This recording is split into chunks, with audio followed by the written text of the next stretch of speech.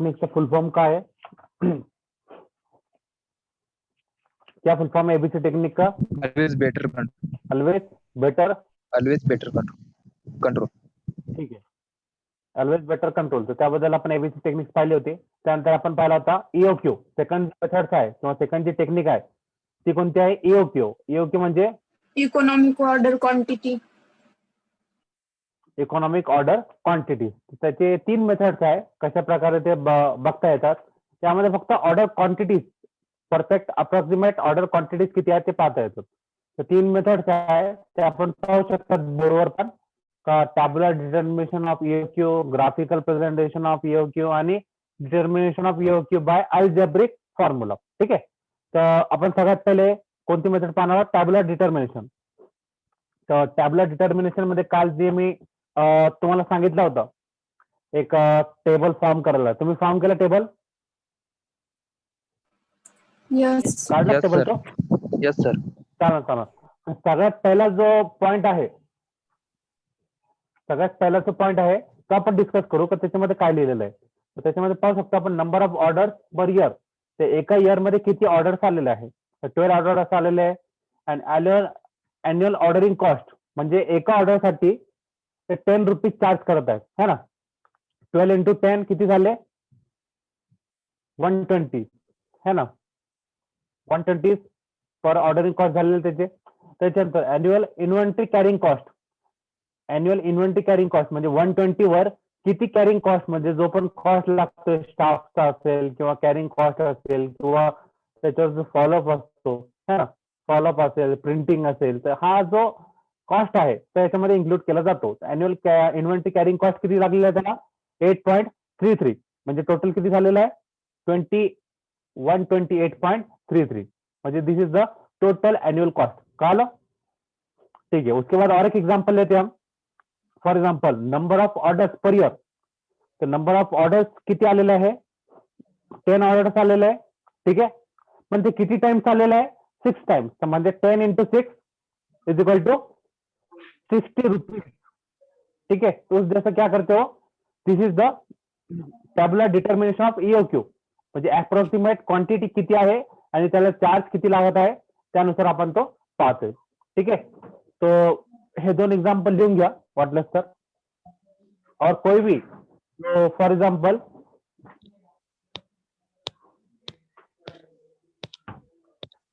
प्रत्येक इन्व्हेंटरीजवर किंवा total इन्व्हेंटरीजवर 10% charge लागतो. फॉर एक्झाम्पल 1000 वर समजा 1000 इन्व्हेंटरीज असेल तर त्याच्यावर 10% चार्ज लागेल म्हणजे किती होईल?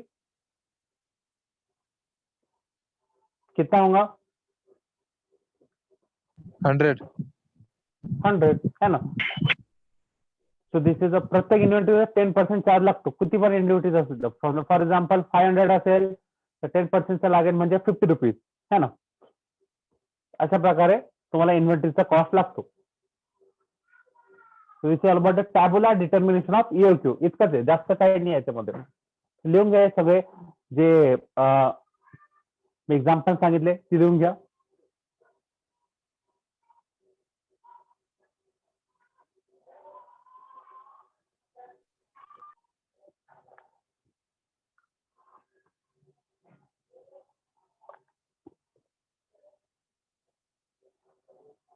जेव्हा तुम्ही एक्सप्लेनेशन करणार एक्झाम मध्ये किंवा सेशनल एक्झाम मध्ये किंवा फायनल एक्झाम मध्ये तर हा टेबल फॉर्म करायचा. पहिले टॅब्युलर डिटर्मिनेशन काय हे एक पॉईंट लिहून घ्यायचा. त्याच्यानंतर टेबल फॉर्म करायचा आणि त्याला या प्रकारे जसं मी लिहून दिलेले बोर्डवर त्या प्रकारे जरी तुम्ही एक्सप्लेन केला वर्ड मध्ये किंवा तुम्ही तुमच्या ओन वर्ड मध्ये तर तरी ते चालेल.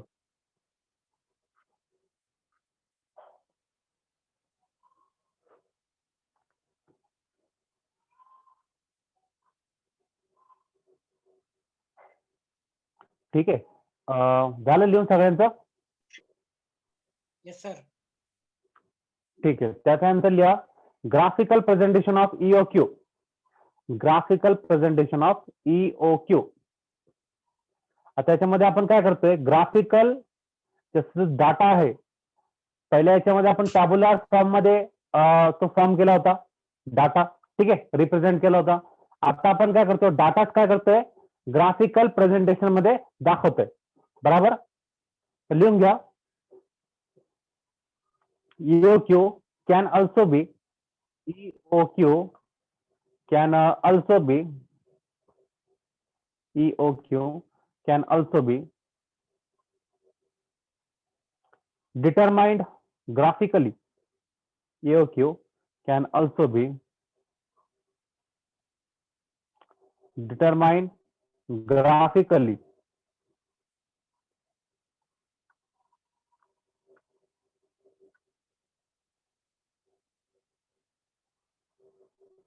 Determine graphically. ठीक आहे, त्याला झूम पण करू शकता तुम्ही. त्याच्यावरच आहे. आता हा ग्राफ जो दिसत आहे तो एकदा काढून घ्या. त्या ग्राफ मध्ये दोन ऍक्सिस असतील. ठीक आहे ना. तर एक्स ऍक्सिस काय आहे? एक्स ऍक्सिस वर ऑर्डर क्वांटिटी. एक्स ऍक्सिस वर लिहिलेलं आहे ऑर्डर क्वांटिटी आणि वाय ऍक्सिस वर आहे cost to order and carry. Cost to order and carry. हा एक ग्राफ एकदा तुम्ही ड्रॉ करून घ्या. नंतर मी सांगतो पुढे काय करायचं.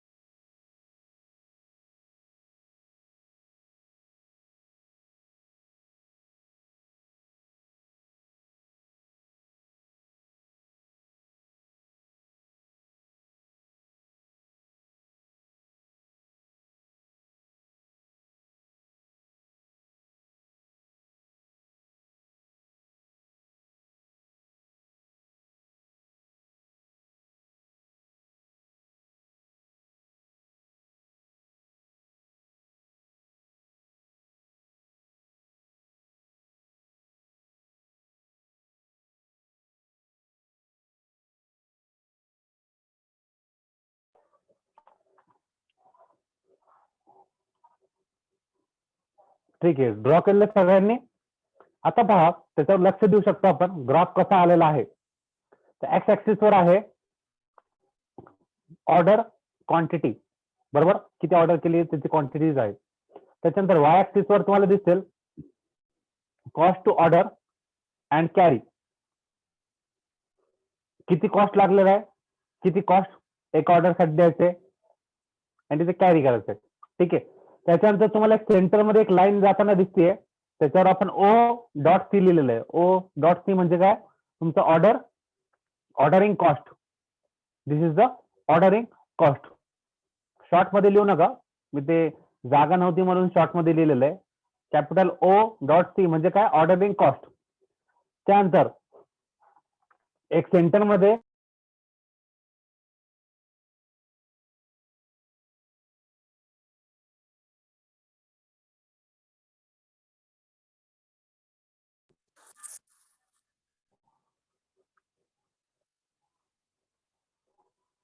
ठीक आहे.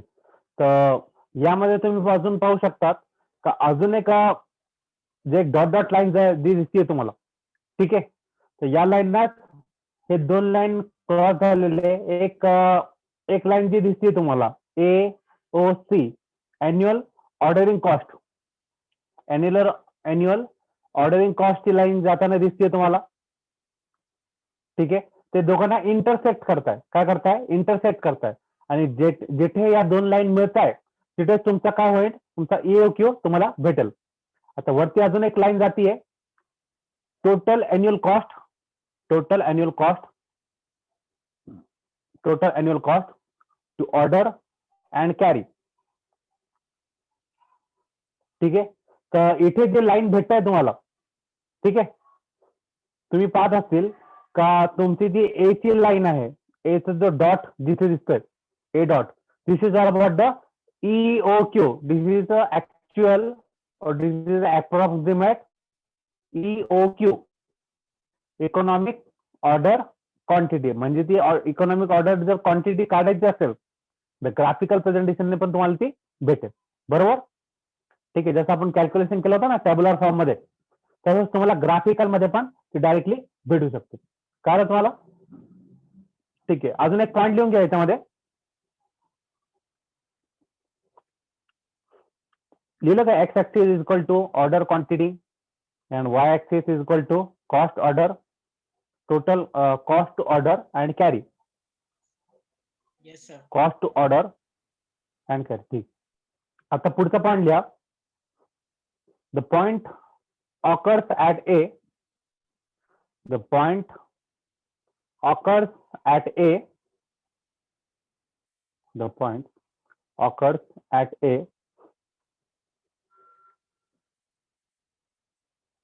Line representing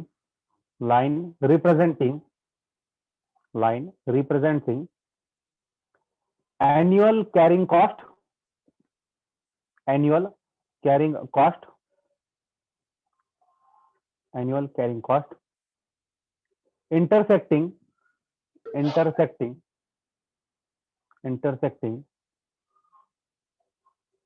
ordering cost,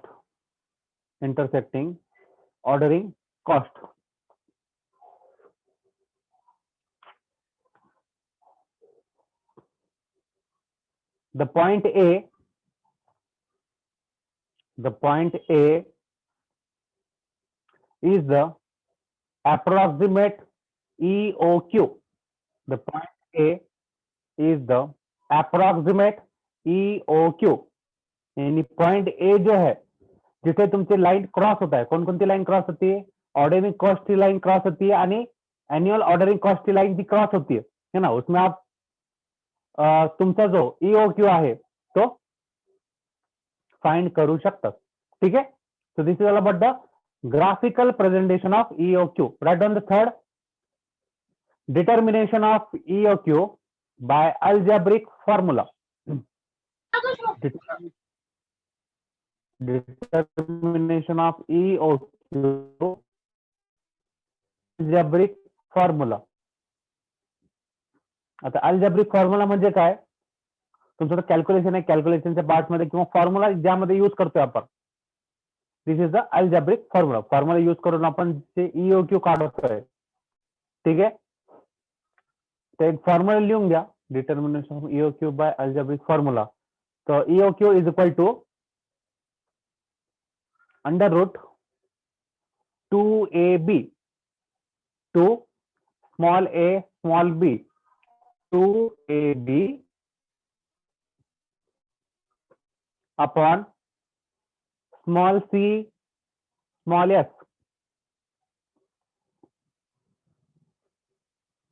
small c small s. ठीक आहे. तर हा जो फॉर्म्युला आहे हा कशासाठी यूज होतो? For the determination of EOQ.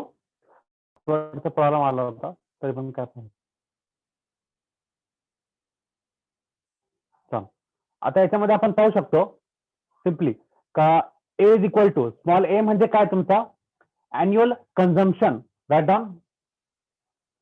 Small A is equal to annual consumption म्हणजे अॅन्युअल कन्झम्पशन किती होते तुमच्या इन्व्हेंटरीचा. Annual consumption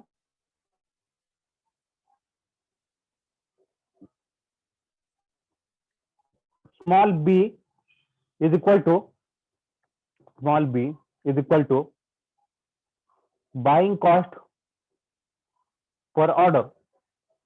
Buying cost per order. Buying cost per order. Buying cost किती लागते पर ऑर्डर? एका ऑर्डर साठी किती बाइंग कॉस्ट लागते बी मध्ये आपल्याला दाखवलेलं. ठीक आहे. त्याच्यानंतर सी म्हणजे काय? Small c is equal to cost per unit storage किंवा कॉस्ट पर युनिट मटेरियल एका युनिटसाठी किती कॉस्ट लागते तर त्याच्यामध्ये लिहून दिलेलं आहे. म्हणजे अॅन्युअल पण दाखवलेलं आपल्याला आणि एका युनिटसाठी जितकं लागतंय ते पण आपल्याला यामध्ये कॅल्क्युलेशन मध्ये भेटेल. त्याचं एक्झाम्पल पण आपण पाहून घेऊ. ठीक आहे. और स्मॉल एस म्हणजे काय storage and other inventories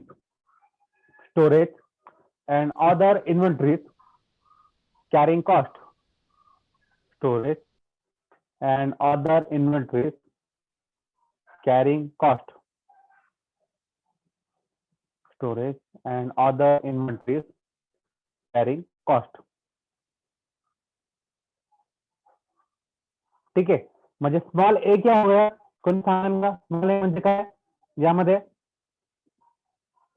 Mudassir तुम बोलो. Annual consumption. Annual consumption.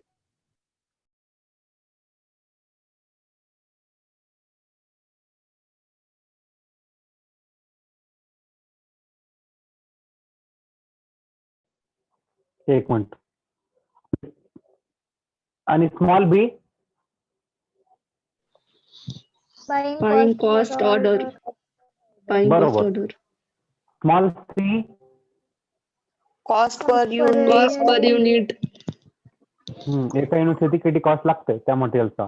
Small S Storage and other inventory carrying cost. ठीक आहे. तर हे सगळे कॉस्ट त्याच्यामध्ये आपल्याला इन्क्लूड केलेलं आहे. तर त्याचा एक एक्झाम्पल बघून घेऊ आपण आणि स्टॉप करू. ठीक आहे. Right down the example for this.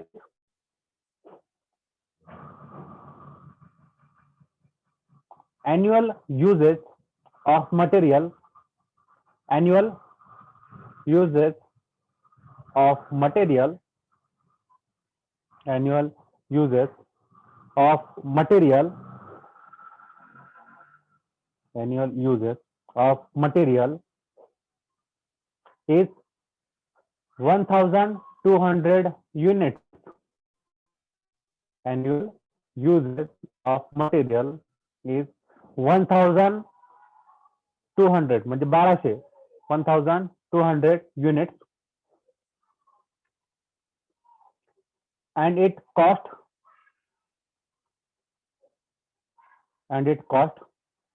10 rupees 10 rupees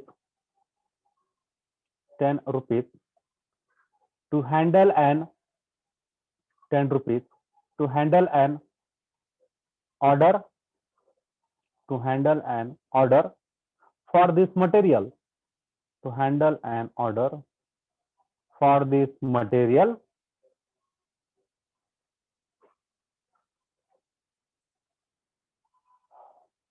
त्यानंतर पुढे लिहा the price is 1 rupees per unit. The price is 1 rupees per unit. The price is 1 rupees per unit regardless 1 rupees per unit regardless of the quantity purchased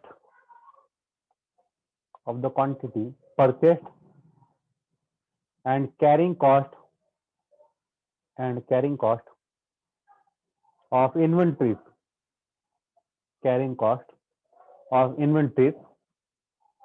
is 24% per year. Is 24% per year. आता यामध्ये सांगा मला अब ये formula में हम use करेंगे. हा example आता फॉर्म्युला मध्ये आपण यूज करू. तर 2 चा तर काही चेंज होणार नाही है ना.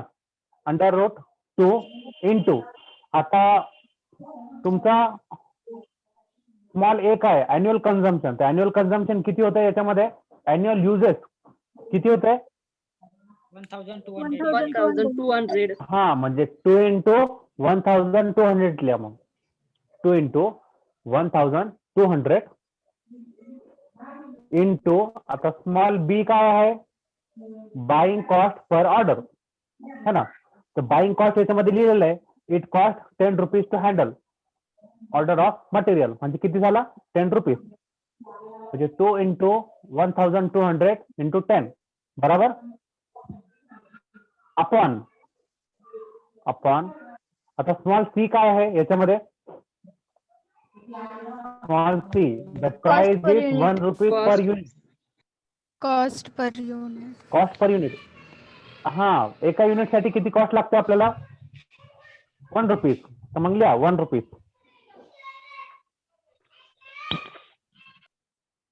आणि त्याच्यानंतर लास्ट काय small S storage and other inventory carrying cost तर purchase and carrying cost of inventories is 24% per year. आता 24% आहे पण एकासाठी किती लागल 0.24. ठीक आहे लिहा मग. त्याला जर हा पर्सेंटेज मध्ये है ना याला फिगर मध्ये जर आपल्याला करायचं असेल तर मग 0.24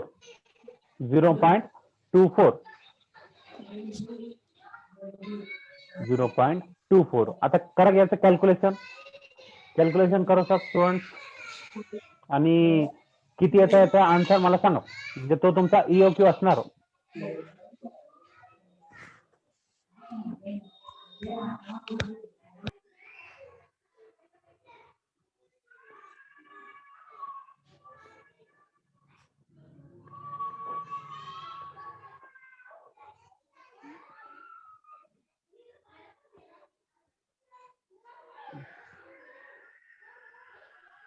किती आलं कॅल्क्युलेशन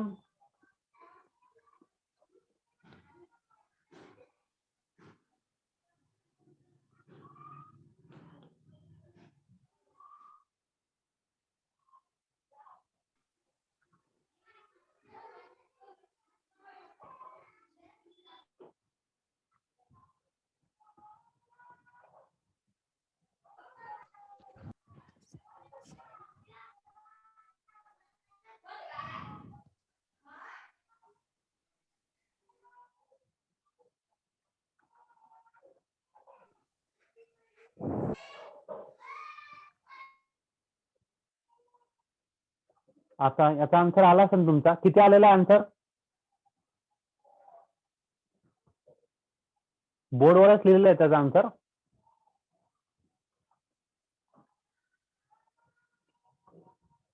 किती आलेला आन्सर